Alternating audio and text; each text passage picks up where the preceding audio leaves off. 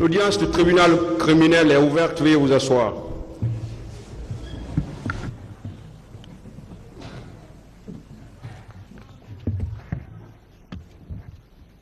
Affaire ministère public contre M. C.C. Raphaël Abba. Venez s'il vous plaît. M. Alpha Amadou Baldé. M. Marcel Guilavogui. Venez tous. M. Claude Pivi. M. Moussa Kegboro Kamara. M. Ibrahima Kamara Di Kalonzo.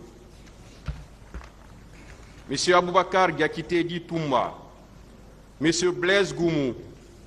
M. Moussa Dadis Kamara, M. Mamadou Aliou Keita, M. Alpha Amadou Baldé, M. Abdoulaye Chérif Gabi, M. Paul Mansa Guilavogui,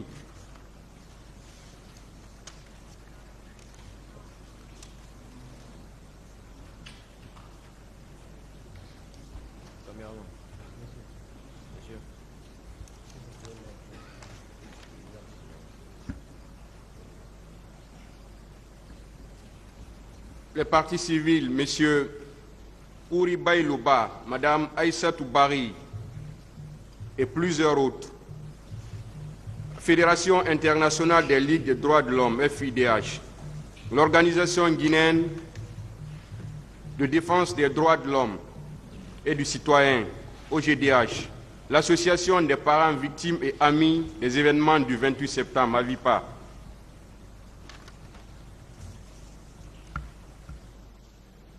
À l'audience précédente, cette affaire avait été mise en délibéré pour décision être rendue à l'audience d'aujourd'hui. Le tribunal a effectivement délibéré et voici la teneur de sa décision. Le tribunal,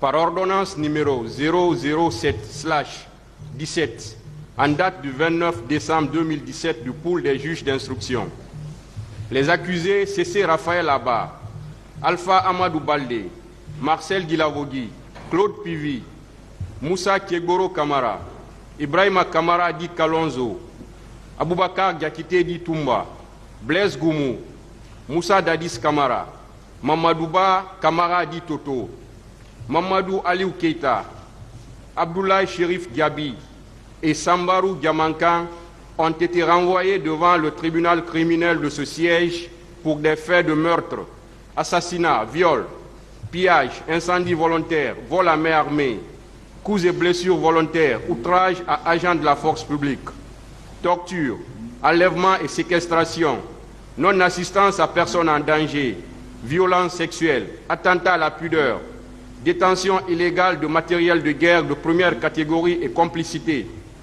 faits prévus et punis par les dispositions des articles 207, 208, 268, 514, 510, 373, 381, 239, 658, 232, 338, 298, 267, 271 et 19 du Code pénal, 1, 2, 17 et 22 de la loi L/96/008/ du 22 juillet 1996. À l'audience du 4 octobre 2022, les conseils des accusés ont soulevé les exceptions et incidents tendant à la mise hors de cause et en liberté de Blaise Goumou, au motif que son patronyme est différent de Guémou, qui est mentionné dans le dispositif de l'ordonnance de renvoi. La nullité des exploits de citation à comparaître, en arguant que les délais de comparution n'ont pas été respectés et qu'ils ne comportent pas toutes les mentions prescrites par la loi. À cet effet, ils ont invoqué les articles 656 et suivants du Code de procédure pénale. La nullité de l'ordonnance de renvoi pour incompétence du pool des juges d'instruction, non prévu par le Code de procédure pénale en vigueur à l'époque. Déclarer arbitraire la détention des accusés au motif que certains d'entre eux, notamment Moussa Dadis Kamara, ont été placés en détention par le ministère public sans titre de détention, par un simple courrier, et d'autres, dont Aboubakar Diakité Di Toumba, en détention depuis des années sans renouvellement du mandat de dépôt. Il sollicite à cet effet leur mise en liberté ou tout au moins la mise en résidence surveillée de Moussa Dadis Camara et l'évacuation sanitaire de Aboubakar Diakité Di Toumba. L'irrecevabilité de la constitution de parti civil de l'Organisation guinéenne des droits de l'homme, OGDH, de l'Association des parents et amis des victimes des événements du 28 septembre 2009, AVIPA, et de la Fédération internationale des droits de l'homme, FIDH, au motif que les unes, dont l'AVIPA, n'ont pas d'agrément et d'autres ne se sont pas constituées partie civile pour des victimes identifiées et identifiables. La nullité des certificats et rapports médicaux en arguant qu'ils ont été établis frauduleusement, sans débat contradictoire.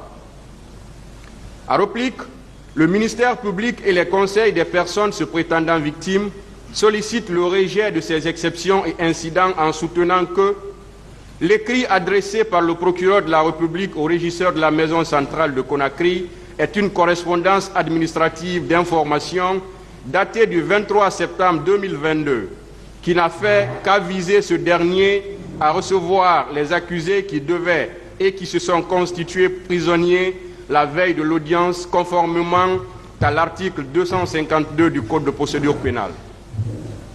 Le mandat de dépôt décerné contre l'inculpé conserve sa force exécutoire jusqu'à la comparution devant la juridiction de jugement au sens de l'article 288, alinéa 2 du Code de procédure pénale.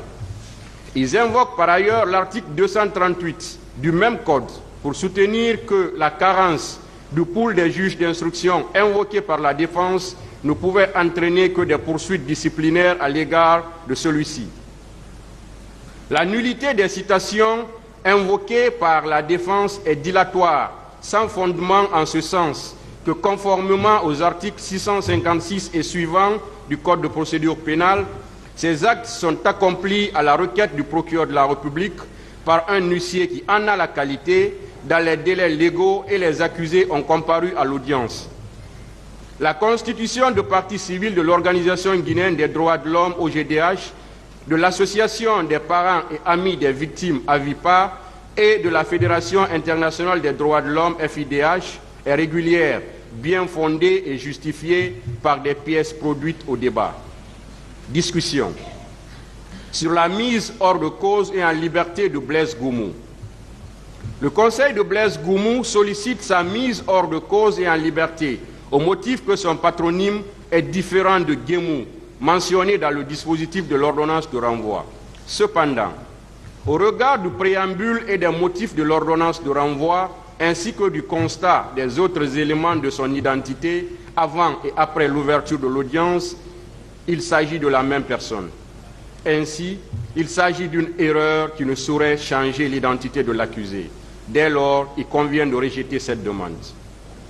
Sur la nullité de l'ordonnance de renvoi, les accusés sollicitent du tribunal de ce siège l'annulation de l'ordonnance de renvoi au motif que le pool des juges d'instruction qu'il avait prise n'était pas prévu par le Code de procédure pénale de l'époque.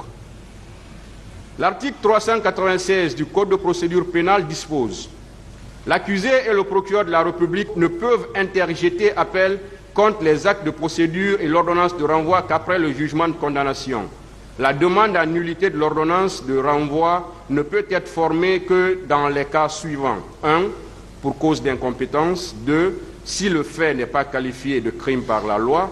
3. Si le ministère public n'a pas été entendu.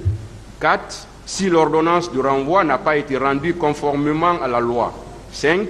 Si les délais de procédure n'ont pas été respectés. Il ressort de cet article que le seul recours contre l'ordonnance de renvoi est l'appel, qui n'est recevable qu'après le jugement sur le fond. Ainsi, la juridiction d'instance ne saurait se prononcer sur cette demande.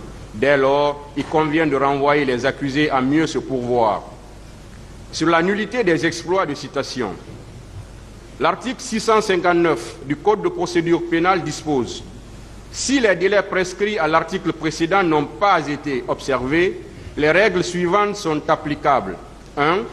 Dans le cas où la partie citée ne se présente pas, la citation doit être déclarée nulle par le tribunal. 2. Dans le cas où la partie citée se présente, la citation n'est pas nulle.